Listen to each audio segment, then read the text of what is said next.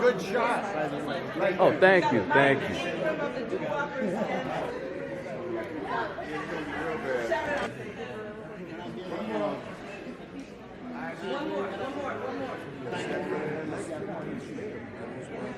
That's the one.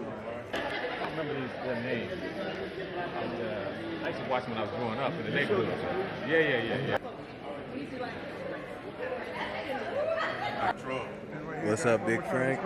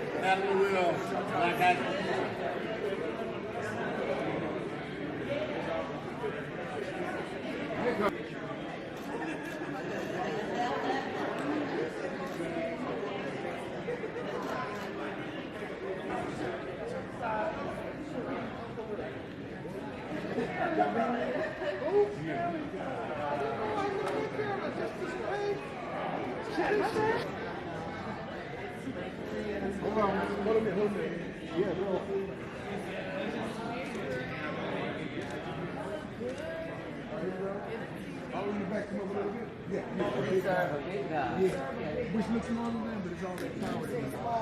Yeah, big guy.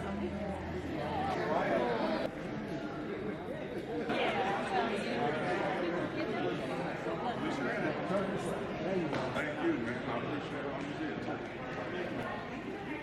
I didn't know that. We'll learn today. I know I seen him one time. Yeah. It was one. One of the good things about doing a documentary, you get to meet a lot of people who tell you things about themselves they probably would not tell anyone. And you get an opportunity to take the journey through their life, looking through the window as a director. I would like to thank the editor, Harold Brown, for Brown Legacy, the public relations. I would like to thank Steve Pina for asking me the question some years ago, what are you doing for the next 90 days? And I'm still doing it.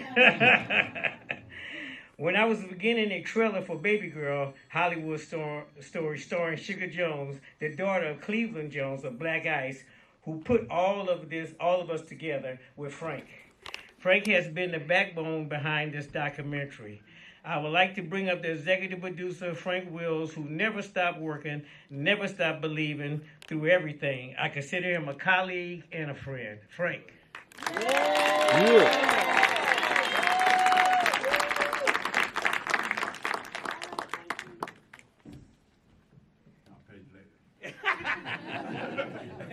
Oh, by the way, when we are through, we're going to have a small question and answer section before we go to have a snack, and we need a raise of hands to let us know who's coming so we can make an arrangement for everybody.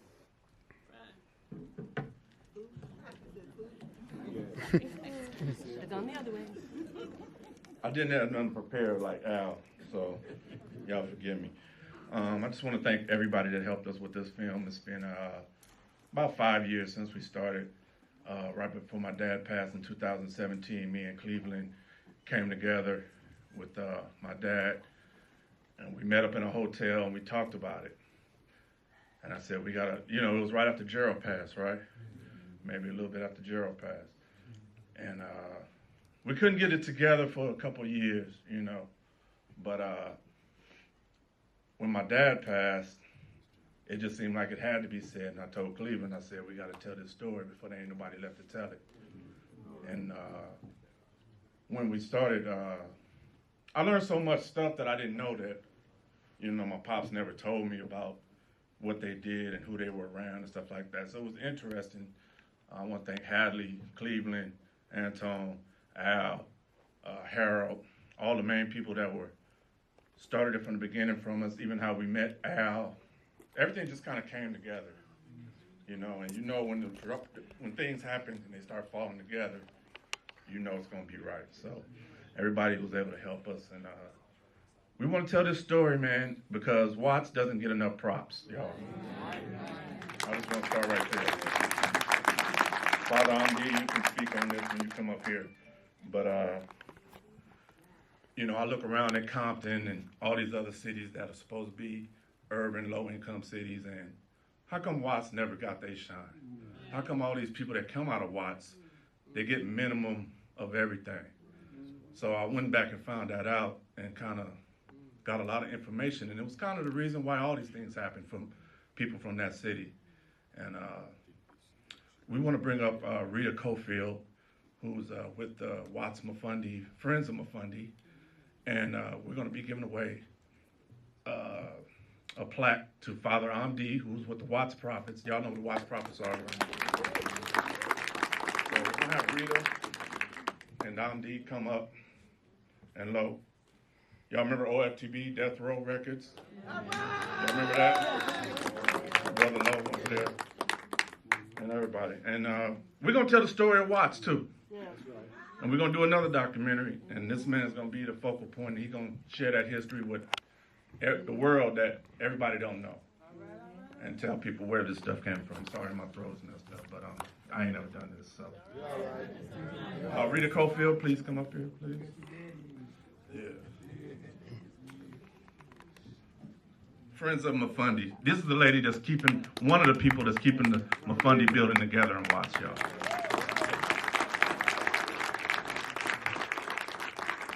Well, thank you, because like Frank said, doesn't get enough of shine. And I think the light was dimmed with the 65 rebellion, and people forgot about what Watts and sort of the history of Watts. And Father Amde and Lo, we've all been working really hard to make sure that the narrative is different, that goes back to the culture and the history of Watts. So my name, again, is Rita Cofield, and thank you, again, Frank, for extending the invitation to me. And I'm here representing Friends at Mafundi, or for short, we call ourselves FAM. And FAM is a coalition that was brought together by the leadership of Father Amde Hamilton, who, again, pioneering Watts Prophets, griot, guidance. He's given us like he's renewed the light in Watts in terms of what is possible, and it's going to be possible through the Mafundi building, or the historic name is the Watts Happening Cultural Center, but we call it the Mafundi building, and Father Amde has given us that renewed hope, and you'll get to celebrate him a little bit more later. So Father Amde, bless your ingenuity, your integrity, and your steadfastness that's kept us, FAM, going, and all of Watts community going. So FAM came together when the Watts Happening Cultural Center, better known as the Mafundi building, was threatened with demolition because of a request for proposal. And that request for proposal was for housing on the site. So our immediate goal was to save the building from demolition and to get it nominated a local treasure. We also put in motion a plan to restore the building and to revive its historic programs. So FAM partnered with Desiree Edwards. I don't know if Des is here. She's the owner of the Watts Coffee House, which is a reincarnation of the original Watts Happening Coffee House, and others like the LA Conservancy and the late Roger E. Mosley, to ensure that the building wouldn't disappear without a fight. and at the very least be documented for its significance. Through our efforts, the building was saved from demolition and was declared a historic cultural monument in September of last year. Yes. So it is now an official historic cultural monument and joins others in our community like the Watts Towers and other organizations that are fighting to save the culture and traditions of Watts, like the Watts Towers Arts Center, the Watts WLCAC, and others in our community. So the Mafundi building joins some really great historical markers in our community. And people need to know that there's more than one. And it should be a destination and not a destination for people to come to. And you can see multiple historic buildings, historic organizations, and we have a beautiful community. So we fought to save the building for reasons that you'll get to a glimpse of in the beautiful documentary. And you'll see today, so I won't spend a lot of time on its history, but please know that the building was responsible for, as Father Amde says, providing an outlet of expression for those who didn't have any, and it's been doing that ever since. Designation doesn't mean that the building can never be demolished or altered. It's still a city-owned building, so FAM is working now to convince the city to let FAM partner with a master tenant and to restore the building's physical glory and to return it to a once thriving cultural arts center in Watts. It was the only one of its kind in Watts during the time it was, the Mafundi Institute was operating from 1970 to 1975. So the Mafundi Institute was one of the most prominent cultural arts centers of its time in any black neighborhood anywhere in the U.S. So we want to return there.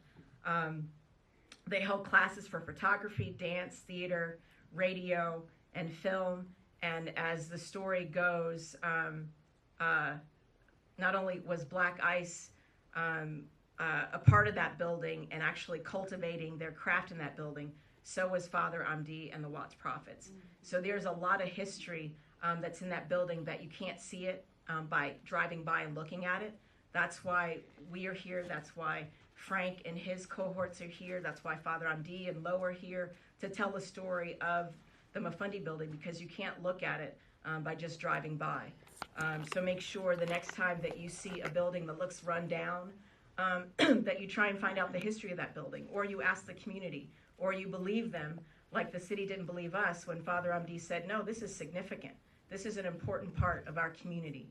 So believe it, be a part of those historic buildings and those places, even mom and pop shops that are important to you guys in your community. I'm a preservationist, and I work at Getty now. That's going to be reaching out to communities to save, for the communities to tell us what's important in their communities, just like we did for the Mafundi building. So I encourage you to do that. If you take nothing away from this speech, take away that you know what's significant in your community, and don't be afraid to fight for it, because we win. We also want to create an exhibit space that honors our Watts history and culture, to honor people like Father Amde, Marla Gibbs, and the late Roger E. Mosley, and others who represent a thriving arts community before the 1965 rebellion. There are others who represent the past that are still with us, like Miss Ruby Hilliard, that's in the back there, Miss Roberta King, and others who are now our ancestors. Dr. William T. Marshall, represented by his daughter Cynthia's back there, and I think all of those guys will be. So these are all representatives of our past, and we want our past to dictate the Watts Writers Workshop, of which Father Amde and Lo are instrumental in, and David from ME Agency. I don't know if David, are you here? Awesome, from David from ME Agency, as well as the Watts Village Theater Company, to bring the historic programs into the 21st century in this building. We've started fundraising efforts, and if you'd like to join us in this growing grassroots effort to tell another story of Watts, to tell a fuller story.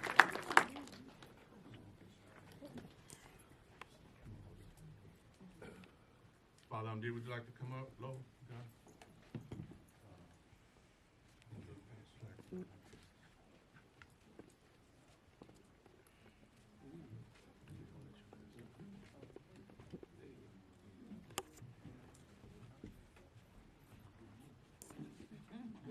nice on the Papa Father Amde. Please give it up.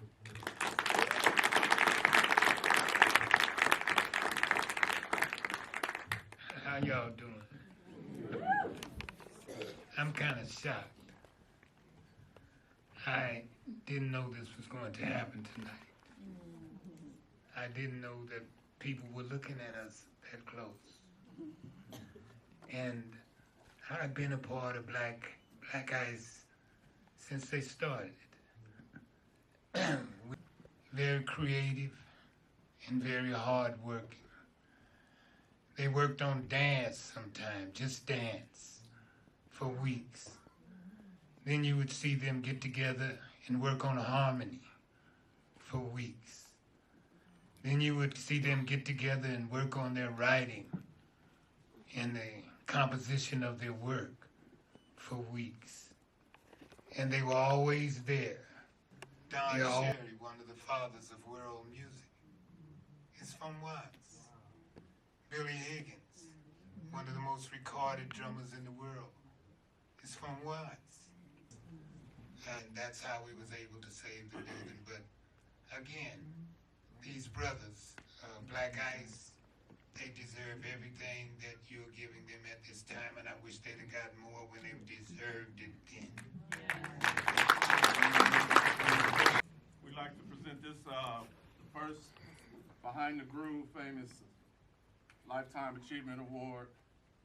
On behalf of Behind the Groove Black Ice documentary, we honor Father Amde for his outstanding contributions to the arts at Mafundi Institute. Yes, sir.